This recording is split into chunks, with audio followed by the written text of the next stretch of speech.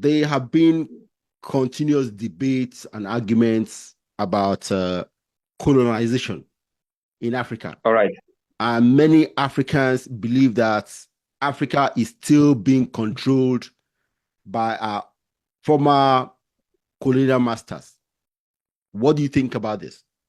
And what's your position about Africa's political and economic emancipation? All right. So thank you very much on that one too. So the reason why African economies are predominantly socialist. Socialism is very dominant in Africa than in any part of the world. In Africa, almost all the countries, they practice some kind of socialism or communism. This is because they attribute colonialism, a new colonialism, to capitalism or to the free market system.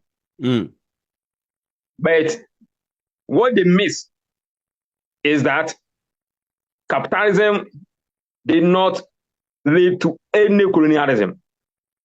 Okay. Colonialism is as a result of imperialism.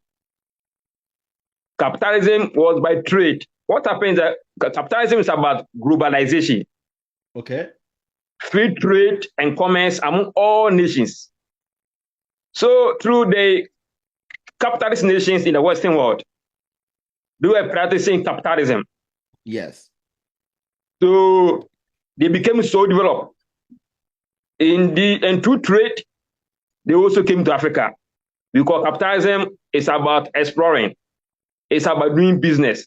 It's about selling all over the world. So it is capitalism that brought them to Africa. They came here to come and trade initially. Colonialism was just a secondary issue.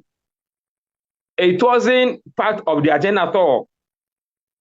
It was later, before these colonial powers decided that they should find a way to manage their trade as a result of the opposition from our chiefs in Africa. So greediness on the two parts.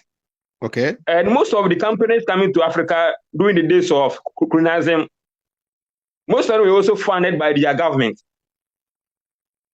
So capitalism did not actually lead to colonialism.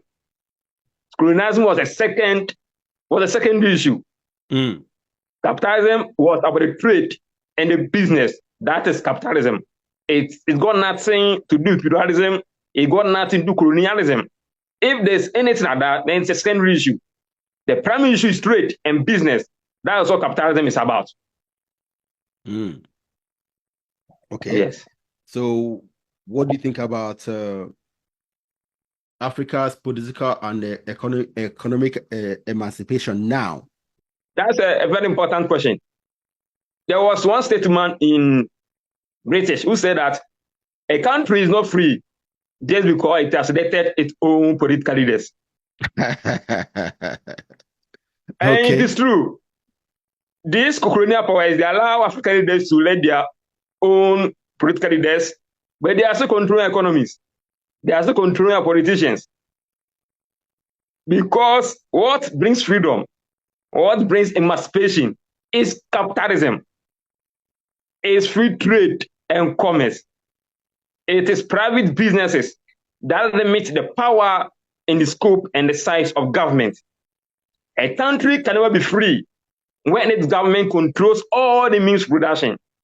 There will be no freedom in that country. Because the power of the government is force. The government is not by reason. The government doesn't use its mind. There's not like mind. The government is force. And wherever there's force, there's what? Distraction. Force is only good for one thing: to be used against those who initiate force. That's only good side of a force. Apart from that, force doesn't work. It is mind, it is thinking, it is reason, it is thinking, planning, making decisions. That's what works. And that's a free market system. Private businesses, free individuals making their decisions, their economic decisions, their life decisions. That's what brings freedom. Not a centralized government that controls all the means and every aspect of human life. It doesn't work. What it leads to is slavery.